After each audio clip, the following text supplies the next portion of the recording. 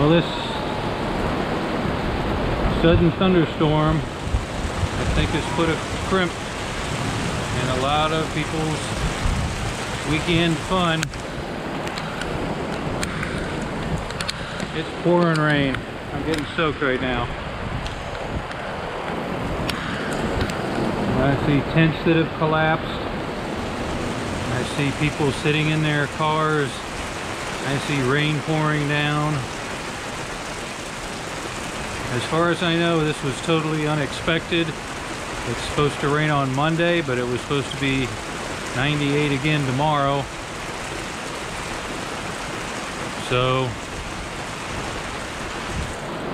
I'm guessing this was a surprise to a lot of people.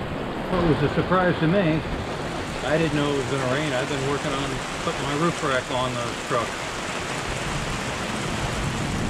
And I guess now I'm kind of glad I'm where I am, because otherwise it'd be in a mud puddle.